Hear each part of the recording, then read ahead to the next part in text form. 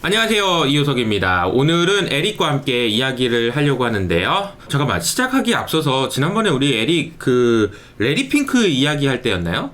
그때 네. 에릭도 유튜브 채널 하나 만들면 어때요? 이렇게 한번 여쭤봤는데 저희 이제 그 구독자분들 반응이 진짜 좀 폭발적이긴 했거든요. 만들었어요? 네. 어땠어요? 네. 감사하게도 이제 댓글 반응이 좀 좋아가지고 제가 거기에 좀 용기를 얻어서 네. 뭐 조용히 채널을 하나 만들고 영상을 한 그래. 3개 정도 지금 올려놓긴 했거든요. 벌써 시작한 거예요? 그러면? 네네. 조용히 시작했습니다. 네. 유튜브 채널 제목은 뭐예요? 이름은? 투기맨이라고 투기맨. 이게 이제 약간 언어 유희인데 제가 네. 이 투자와 투기할 때 투기도 있지만 제가 또 이제 종합격 투기를 좋아하지 않습니까? 격투기. 네. 네네. 그래서 격투기와 또 주식이 좀 비슷하다는 생각을 평소에도 많이 하고 있어가지고 그래서 투기맨으로 정했습니다. 투기맨이요. 네, 알겠습니다. 지난번에 얼핏 보니까 저희 댓글에 에릭 너무 이렇게 막 굴리는 거 아니냐 이런 댓글이 있어서 제가 그렇게 대답을 했어요. 그러다가 에릭한테 맞습니다. 에릭이 돼요, 이게 돼요, 이렇게 얘기를 했었는데, 자, 알겠습니다. 여러분들 관심 있는 분들 밑에 댓글에다가 에릭이 달아놓을 테니까 들어가셔서 꼭 구독과 좋아요를 눌러주시기 바라면서 오늘은 어떤 주제로 이야기를 해볼까요? 이효석 아카데미에도 한번 이제 소개를 드린 적이 있는데, 댄 로비라는 이제 행동주의 투자자가 있습니다. 네. 그때도 올려주셨는데 굉장히 이분 반응이 좋아가지고 이분을 또 가져왔는데, 네.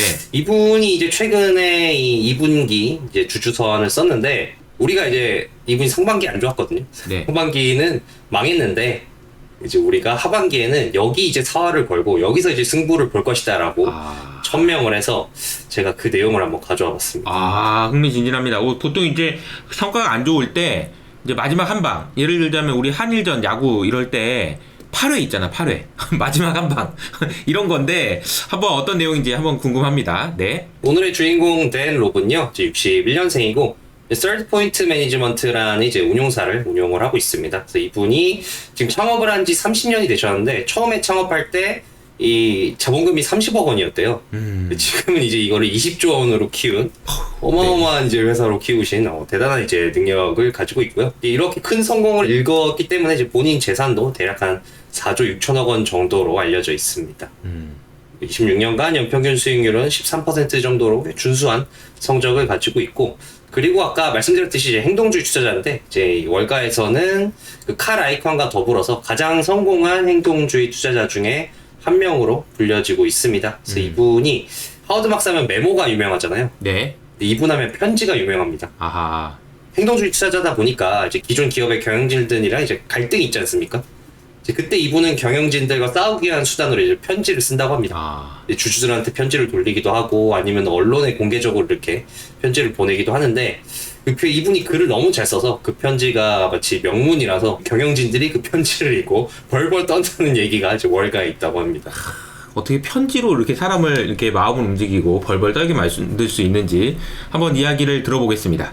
네, 그래서 오늘의 주요 내용은 이렇습니다. 그래서 상반기는 성적이 좀 안 좋았다. 뭐 그 이유도 이제 말을 하긴 하는데요. 그래서 이 올해 S&P가 거의 뭐 20% 가까이 올랐잖아요. 10% 후반대, 중후반대까지 올랐는데, 근데 이제 본인의 펀드는 이제 마이너스입니다. 마이너스 한 5% 정도를 기록을 해서 상당히 안 좋았는데, 내가 하반기에는 AI에 올인을 했다. 그래서 AI를 통해서 역전을 하겠다라고 했습니다. 근데 단순히 내가 AI 주식에 투자했어요가 아니라 이제 AI 투자를 7년 동안 했었다고 합니다. 네. 업스타트라는 회사를 이제 시리즈 B, 그러니까 이제 상장되기 전부터 투자를 했었는데, 그때 투자하면서 이제 AI 기술이 어떻게 발전하는지 이런 걸 다 지켜보게 돼서 알게 된 게 있는데, 내가 그거 알게 된 걸 토대로 이제 AI 투자 비중을 엄청 늘렸다. 그래서 뭐 AI 올인이라고 얘기를 했는데, 지금 뭐 주식 익스포저가 70% 된다고 합니다. 앞으로 더 올릴 계획도 있고.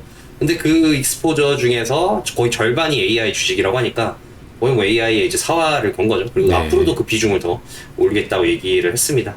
그러면서 AI 올인이지만 그래도 우리가 이 주식은 또 가져간다. BAI 주식 중에서. 왜냐면 이 주식은 또 너무나도 괜찮은 주식이기 때문에 뭐 이 주식은 가져간다라고 해서 이 주식에 대한 얘기도 설명을 했습니다. 네, 빨리 시작하죠. 네. 궁금합니다. 네, 처음에는 이제 주식 참 어렵다라고 얘기를 할 수 있을 것 같습니다. 네. 그러니까 이분이 이효석 아카데미에서도 전달해드렸는데 10월에 바닥 콜을 했었거든요. 여기가 아. 초점이다. 아. 그래서 바닥은 맞췄습니다. 네. 그래서 그때 본인이 뭐 투자자들이 다 뭐 너나 나나 다 루비니화가 됐다. 너무 부정적으로 변했고 그리고 아파트 렌탈 데이터도 보니까 이제 시장이 이제 저점이다라는 거를 확인을 했는데 근데 왜 이거 바닥은 맞추곤 맞췄는데 이 성과가 왜 안 좋았느냐? 나는 이제 성장주에서 가치주로 이제 로테이션이 된다고 생각을 하고 바닥을 맞추고 가치주에 투자를 해가지고 올 상반기 성적이 안 좋았다. 이게 주식이 참 어렵구나라고 얘기를 했습니다. 주가를 맞춰도 돈을 벌 수 있는 게 아닌 거예요. 그쵸? 네. 뭐 그래도 어쨌든 이 가치주라는 픽은 틀렸지만 그래도 매크로는 어쨌든 잘 보지 않았습니까? 바닥은 네. 이제 집었으니까.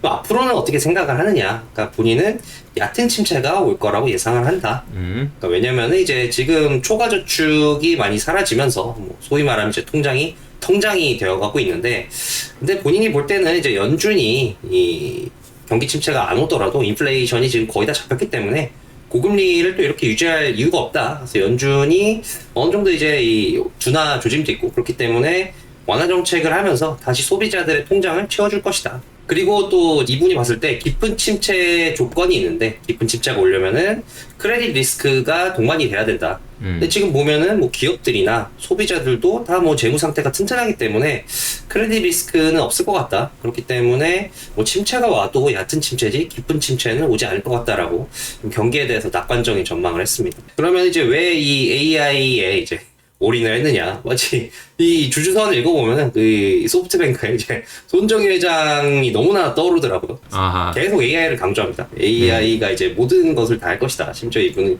이 주주서안에서 AI는 마치 산업혁명과 똑같다.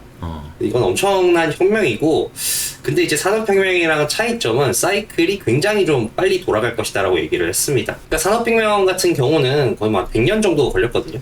근데 이분은 지금 AI는 사이클이 본인이 7년 동안 지켜본 결과 굉장히 빨리 돌 것인데 그 이유 중에 하나가 수익화가 너무 빨리 시작이 됐다는 거죠. 이 신기술에 대해서. 그래서 그거를 보여주는 두 가지 징후가 있는데 바로 하나는 이제 엔비디아 실적입니다. 엔비디아가 이제 올해 이 어닝 이 컨센서스를 깨지 않았습니까? 어닝 비트를 했는데 그 올해 갑자기 AI 열풍이 부니까 원래 이 다른 기술혁명 같은 경우는 시차를 두고 이게 수익으로 나타났는데 이거는 수익으로 나타나기까지의 사이클이 너무 빨리 돌았다.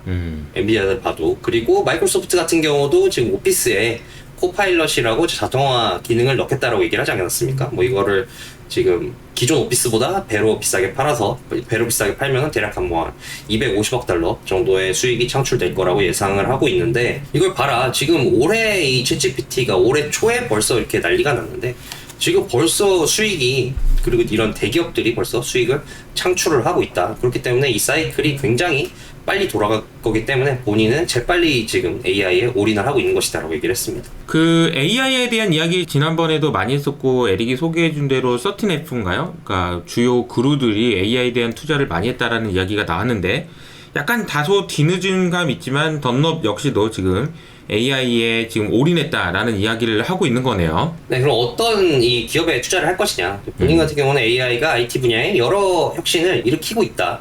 예를 들어서 LLM, 뭐 이런 챗GPT나 바드 같은 거대 언어 모델들이 뭐 생산성 도구, 마이크로소프트 오피스라든지 아니면 콘텐츠를 제작한 도구들, 뭐 어도비 같은 거라든지 아니면은 뭐 고객 및 리소스를 관리하는 툴들, 뭐 트윌리오라든지 뭐 세일즈포스라든지 이런 것들에 이미 도입이 돼가지고 생산성을 증대를 시키고 있다. 그렇기 때문에 이제 이런 분야에서 이제 투자 기회가 많이 발생할 텐데. 근데 이제 뭐 어떤 툴이, 어떤 생산성 툴이, 어떤 컨텐츠를 만드는 툴이 승자가 될지는 본인은 모르겠고, 이제 중요한 거는 이제 곡괭이와 청바지를 파는 곳을 찾아야 되는데, 이제 누가 금을 캘지는 모르겠지만, 어쨌든 모두들이 다 이제 곡괭이와 청바지를 필요하니까. 그래서 그걸 찾아야 되는데, 본인은 그게 이제 사람들 다 반도체라고 일단 지금 생각을 하고 있지 않습니까? 본인은 클라우드도 이 곡괭이와 청바지 중에 하나다. 그래서 나는 클라우드와 반도체 밸류체인에 지금 엄청나게 투자를 하고 있고, 클라우드 같은 경우는 뭐 마이크로소프트, 구글, 아마존에 투자를 하고 있고, 반도체는 이 마이크론이나 삼전, 하이닉스, 그리고 엔비디아와 특히 이제 AMD에 본인은 많이 투자를 하고 있다라고 얘기를 했습니다. 클라우드 같은 경우는 당연히 이제 이 거대 언어 LLM이 이제 많이 확산이 될수록 당연히 이제 클라우드 수요가 늘어나게 돼 있는데, 근데 클라우드 시장이 굉장히 이제 과점화됐다는 거죠. 이제 아마존의 AWS나 이제 마이크로소프트의 아주어나 구글의 구글 클라우드가 시장의 거의 뭐 60% 이상을 차지를 하고 있거든요. 그리고 이게 지금 앞으로 이 독점 구조가 깨지지도 않을 것 같고, 그렇기 때문에 본인은 클라우드가 굉장히 또 이 곡괭이 청바지를 파는 산업이 될 것이다 라고 얘기를 했습니다. 실제로 아마존이 이번에 이 어닝 비트를 크게 했는데 거기 일조한 게 AWS 아니겠습니까? 거의 뭐 AWS 매출이 10% 이상 증가했다고 제가 본 것 같은데요. 그래서 본인도 이것처럼 이제 이 세 가지 기업에 집중적으로 투자를 할 텐데 그러면은 아마존이랑 구글이랑 마이크로소프트 중에 어느 게 제일 좋냐? 젠록 같은 경우는 마이크로소프트가 최고의 AI 기업이라고 뽑았습니다. 뭐 클라우드도 당연히 하고 있고, 그리고 앞서 말한 것처럼 지금 거대 언어 모델들이 뭐 여러 생산성 툴, 컨텐츠 제작 툴, 뭐 여러 가지 프로그램의 혁신을 일으키고 있는데 이 혁신 경쟁에서 지금 제일 앞서가는 게 마이크로소프트라는 거죠. 그래서 마이크로소프트의 코파일럿 자동 코딩 보조 프로그램 기능이 있거든요. 그거를 지금 활용하고 안 하고를 비교를 해보니까 소프트웨어 개발 기간에서 20% 이상 차이가 난다고 합니다. 그리고 오피스도 코파일럿 버전과 코파일럿이 안 들어간 일반 버전을 지금 나눠서 판매를 할 계획인데 코파일럿 버전 같은 경우는 일반 버전에 비해서 2배 비싸게 팔 예정이다. 그리고 수요 예측을 해보니까 이걸로 대략 뭐 매출이 뭐 30조 이상 일어날 것으로 지금 예상이 되고 있다라고 얘기를 했습니다. 그리고 마이크로소프트 같은 경우는 지금 LLS이라고 뭐 본인이 가지고 있는 데이터 수집을 하는 이제 업체가 있는데 마이크로소프트가 여기 지분도 굉장히 많이 사고 있대요. 그래서 마이크로소프트가 지금 데이터 수집 쪽도 뭔가를 하려고 지금 굉장히 크게 좀 돈을 투자를 하고 있다. 그렇기 때문에 마이크로소프트는 이제 이 AI의 소프트웨어 부분에서는 지금 굉장히 앞서가고 뭔가 독점을 많이 하려고 시도를 하고 있기 때문에 나는 지금 AI 기업 중에서는 마이크로소프트가 최고라고 본다라고 얘기를 했습니다. 그리고 구글 같은 경우는 이제 구글의 반전이 시작된다라고 얘기를 했거든요. 이제 밑에 그래프는 구글의 순이익률인데 구글의 순이익률이 2021년부터 좀 이렇게 하락을 했습니다. 그래도 최근 들어서 약간 반등을 하긴 했는데 이거에 대해서 이제 델롭이 이렇게 얘기를 하더라고요. 본인이 행동주의 투자자다 보니까 구글 경영진들이랑 굉장히 많이 소통을 했는데 구글 경영진들이 이렇게 얘기를 했다고 합니다. 구글은 이제 이 자동화 시스템이 완전히 이제 자리 잡기를 시작했다. 그렇기 때문에 이제 더 이상 이 사람도 많이 뽑을 필요가 없고 사람을 많이 뽑지 않으니까 이제 이 부동산도 많이 필요가 없지 않습니까? 공간도 많이 필요 없지 않겠습니까? 그러니까 그런 부동산에 드는 비용도 이제 안 들어가고 그렇기 때문에 구글은 앞으로 항구적으로 수익률이 올라가는 시스템이 장착이 됐다라고 얘기를 했습니다. 그래서 실제로 1분기에 구글이 거의 근 10년 내에 가장 적게 사람을 뽑았다고 하더라고요. 그래서 이거는 단순히 경기가 안 좋아서 뽑은 게 아니라 구글이 이제 AI로 사람을 대체하는 시스템이 삽입이 됐기 때문에 지금 이렇게 된 것이다라고 델롭은 평가를 했습니다. 돌아놓고 보면은 그때 연초에 빅테크 기업들이 사람을 자른다고 했던 게 경기 침체에 핑계 댔던 것 같다라는 생각도 들어요. 그러니까 그냥 뭐 이거 지금 이런 느낌이에요. 경기 침체도 된다고 하니 사람 자르겠습니다 이렇게 얘기를 했는데 알고 보니까 웬걸 정말 생산성이 오히려 더 좋아지는 그런 모습을 보이기도 한 것 같습니다. 네, 그리고 이제 하드웨어 같은 경우는 이제 역시 뭐 칩이 지금 제일 많이 필요하다. 거대 언어 모델을 돌리려면 이제 AI 서버가 필요한데 AI 서버는 너무 비싸다. 일반 웹 서버가 뭐 한 7,500달러 정도 드는데 AI 서버는 거의 뭐 20만 달러, 거의 뭐 2억 이상, 하나로 2억 이상 돈이 드니까 굉장히 비싼데, 그럼 이 비싼 이유가 뭐냐? 그거의 80%가 바로 이 GPU 때문이다. 그만큼 이제 GPU 수급이 굉장히 늘어났고, 앞으로도 늘어날 것이고, 그리고 나머지 역시도 뭐 대부분이 메모리 관련 부품이다. 뭐 AI 서버 같은 경우는 기존 서버에 비해서 CPU마저도 한 4배 이상 필요로 하기 때문에, 뭐 역시 메모리 쪽에 투자하는 게 굉장히 좋은 것 같다라고 얘기를 했습니다. 그러면서 뭐 지금은 누구나 인정하는 선두주자가 엔비디아지만 본인은 AMD가 이 엔비디아를 따라잡을 거라고 얘기를 하더라고요. 그래서 AMD가 최근에 MI300이라는 이 칩을 개발을 했거든요. 근데 이게 뭐 지금 엔비디아에서 가장 좋은 H100보다 훨씬 더 성능이 좋다고 합니다. 그렇기 때문에 AMD가 따라잡을 것이다.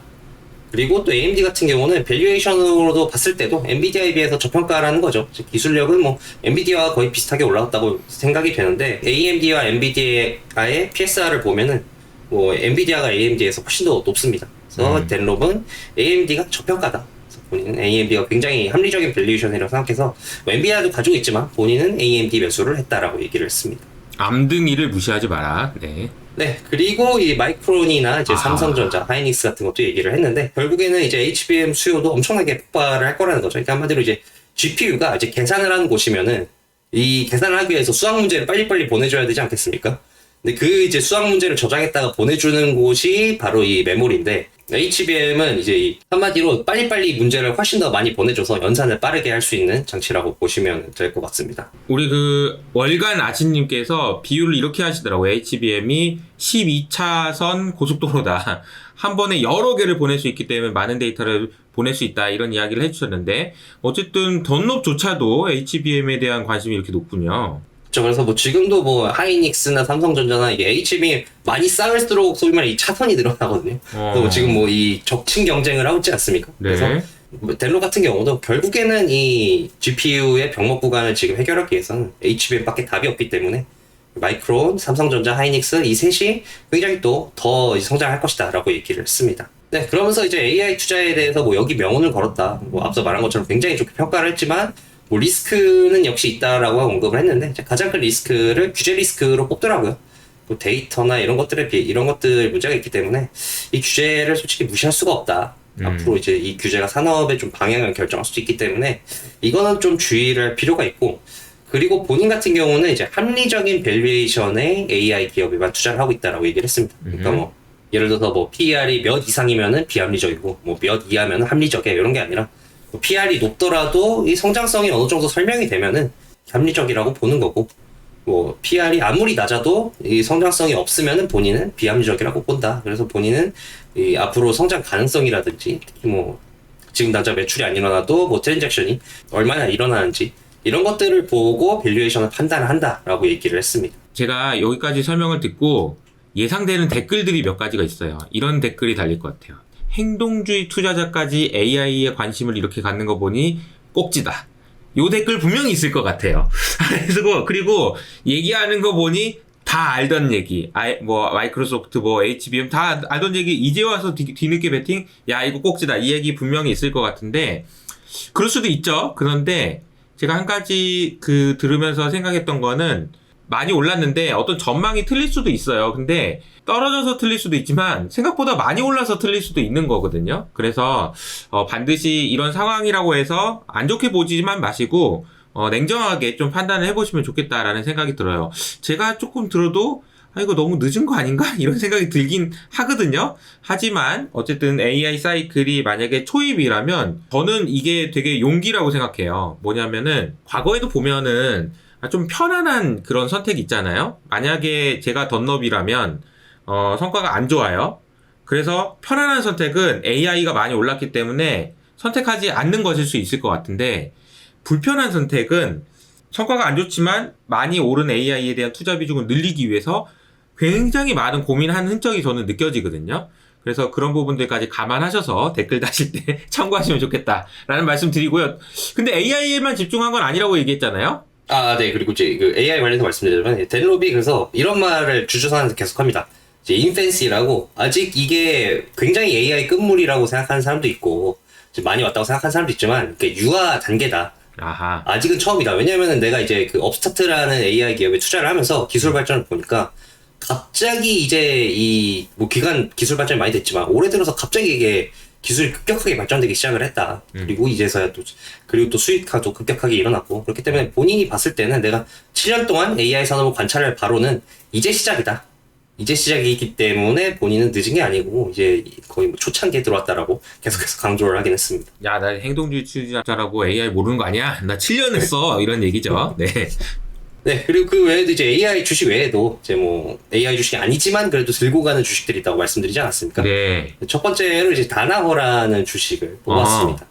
다나호 같은 경우는 이제 뭐냐면 이제 이 생명공학에 있어서 뭐 실험 장비라든지 의학 제조 장비라든지 이런 장비들을 만들어서 파는 회사들인데 이 기업을 굉장히 좋게 평가를 했습니다. 그 이유에 대해서는 이제 이 기업이 지금 뭐 코로나 때 이제 이 백신 때문에 굉장히 또 바이오 열풍이 많이 불었잖아요. 네. 그래서 바이오 열풍이 불면서 이 기업이 있는 산업이 바이오 산업이 굉장히 많이 수혜를 많이 받았는데 근데 이게 뭐 22년, 21년부터 꺾이기 시작했다. 그 이유에 대해서는 이제 코로나 때 너무 급격히 투자가 많이 되다 보니까 그게 이제 관투자가 돼서 좀 식히는 구간이 왔고 이제 그 식히는 구간이 조금 슬슬 끝나가고 있다라고 얘기를 했는데 이제 밑에 그래프는 모더나의 재고 그래프입니다. 보시면은 뭐 21년, 22년에 거의 뭐 재고가 뭐 이 정점을 찍었잖아요. 그리고 그 이후로 이제 23년에 재고가 급격하게 떨어졌는데 모더나의 이제 재고가 좀 이제 너무 좀 극단적이긴 합니다.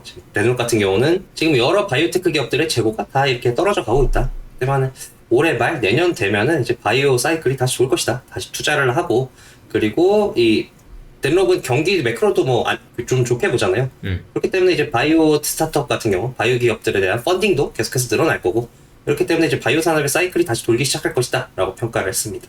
그러면서 이제 사이클도 다시 도는데 이 기업도 이 바이오 기업 중에서 굉장히 경쟁력 있는 기업이다 라고 얘기를 했는데요. 우선 굉장히 이제 경영 시스템이 훌륭하고 그리고 그간 M&A를 많이 했어가지고 경쟁력을 많이 확보했다고 합니다. 경쟁사에 비해서. 그리고 밸류에이션도 다른 이 경쟁 기업들에 비해서 좀 저평가고 그리고 부채도 적은 편이다. 그리고 앞서 말했듯이 이 기업이 생물정보, 바이오 인포메틱에서 굉장히 이제 선두주자여서 지금 발전하는 AI 수혜도 역시 제대로 받아서 이것 때문에 또 기술 발전도 굉장히 크게 할 것이다 라고 얘기를 했습니다. 아까 말씀드린 저평가고 부채도 적기 때문에 런웨이가 굉장히 길다. 그렇기 때문에 이제 소위 말하는 건수라는 게 있지 않습니까? 그쵸. 뭔가 이제 이 촉매 하나만 딱 터지면은 그러면 이제 이게 바로 날아간다. 라고 이렇게 얘기를 했습니다. 그리고 그 외에도 행동주의 투자자답게 나나워라는 회사가 바이오만 하는 게 아니라 이제 환경 분야 사업도 하고 있는데 이걸 이제 분사할 예정이래요. 그래서 이게 분사하게 되면 정말 순수한 바이오테크 기업이 되기 때문에 이거 역시도 굉장히 이 멀티플을 높일 수 있는 건수 중에 하나다라고 얘기를 했습니다. 그리고 심지어 환경 분야로 분사하는 이 회사 역시도 본인은 굉장히 경쟁력이 있다고 본다. 라고 이렇게 평가를 했습니다. 네, 그 두 번째는 쉘입니다. 근데 AI 얘기다 갑자기 쉘이네요. 네. 뭐 AI부터 이제 원형까지 그러게요. 이렇게 건너왔는데 쉘 같은 경우는 뭐 한마디로 정리해보면 이제 거버넌스가 다시 살아날 것이다 라고 평가할 수 있을 것 같습니다. 네, 우선 쉘이 굉장히 뭐 경쟁 기업들에 비해서 저평가라는 거죠. 이건 주가 대비 현금 흐름을 나타낸 건데 쉐브론이나 엑스모빌에 비해서 쉘이 좀 이 주가 대비 현금 흐름이 굉장히 낮긴 하거든요. 그렇기 때문에 이제 쉘이 좀 저평가다라고 얘기를 했습니다. 근데 뭐 저평가인 상태인데 왜 굳이 이 쉘이냐? 쉘 같은 경우는 한마디로 앞서 말씀드렸듯이 거버넌스 이슈인데 지금 이 에너지 기업들이 하는 게 유가가 더 높아서 더 수혜를 볼 수 있는 것도 있지만 지금 코로나 이후로 유가가 오르면서 굉장히 좀 현금을 많이 쌓아놨거든요. 근데 예전에는 그 많이 쌓아놓은 현금으로 설비 투자를 하다가 뭐 쉘가스 혁명 한 대 맞고 후두둑 다 사라졌는데 지금은 이제 그때 교훈이 있어가지고 설비 투자 같은 거 안 하고 계속해서 주주 환원을 한단 말이죠. 그래서 대표적인 이제 워런 버핏 할아버지가 옥시를 굉장히 좋아하고 계속 사들이는 이유도 옥시는 설비 투자 전혀 안 하고 계속 자사주 매입하고 배당하고 이러고 있습니다. 근데 이제 쉘은 이 덴롭에 따르면 그동안 이런 거를 안 했다. 이런 걸 안 하다가 경영진이 뭐 1년 전, 2년 전에 바뀌면서 경영진이 우리도 다른 이제 에너지 기업처럼 주주환원 강력하게 하겠습니다. 자사주 사고 남는 돈으로 배당도 하고 이렇게 천명을 했기 때문에 이거를 덴롭이 굉장히 높게 평가를 했습니다. 물론 이 과정에서 덴롭도 행동주의 투자자니까 굉장히 많이 더 푸시를 했고요. 그러면서 이제 이런 주주환원 때문에 주주들에게 이 쉘이 한 10% 중반대 수익을 연간으로 가져다 줄 것이다 라고 얘기를 했습니다. 근데 이제 이 행동주의 투자자답게 이분은 이제 이 소위 말하는 이제 족벌 기업 구조죠. 한 기업이 여러 가지 사업을 여러 분야의 사업을 하는 이런 거 굉장히 싫어합니다. 그래서 아까 다나허도 이제 분사를 한 거 굉장히 높게 평가를 했고 이 쉘 같은 경우도 뭐 에너지만 하지 뭐 이거 저거 해가지고 좀 마음에 안 들긴 하는데 그래도 뭐 주주환원 한다고 했으니까 사업 방향은 잘 잡았다. 그리고 이 그룹 부전은 내가 행동주의 투자자니까 그래도 내가 또 여기 또 수수료 또 들어갈 수 있지 않을까 하고 이렇게 얘기를 하면서 굉장히 고평가를 했습니다. 좋은 평가를 했네요. 덴럽 상반기에 성과가 좋지 않아서 반성문 겸 이제 내가 마지막 배팅 이승엽의 8회 뭐 이런 느낌으로 한방이 AI 그리고 AI뿐만 아니라 이제 다른 종목까지 이야기를 해주셨는데요. 너무 흥미롭게 잘 들었습니다. 이분이 하반기 어떤 성과를 낼지도 아마 많은 분들이 관심을 가지실 것 같은데 댓글로 한번 의견을 남겨주시죠. 이 친구 잘 될 것 같다, 안 될 것 같다. 여러 가지 의견들이 많이 나눠질 수 있을 것 같습니다. 그리고 끝으로 에릭이 새로 만든 투기남 여러분 기억해 주시고요. 에릭 한번 홍보 한번 해주세요. 한번. 네. 제 채널 이제 이 투기맨이고요. 그리고 이 댓글을 제가 달겠습니다. 댓글 달 테니까 방문해 주시면은 컨텐츠가 이미 3개가 있습니다. 그래서 즐겁게 보시고 이제 3개요, 이제 3개. 따끈따끈해요. 네. 뭐 이제 하면 신작 기업이기 때문에 와서 초창기 메뉴를 이제 즐겁게 눈으로 드시고 이제 앞으로도 더 좋은 컨텐츠로 많이 찾아뵙겠습니다. 네. 저랑 같이 하는 에릭 말고 에릭 혼자 하는 에릭의 모습은 또 완전 또 새로운 모습일 수 있을 거라고 저는 생각하거든요. 저도 기대되고 많이 응원하겠습니다. 오늘 고생하셨습니다, 에릭. 네, 수고하셨습니다.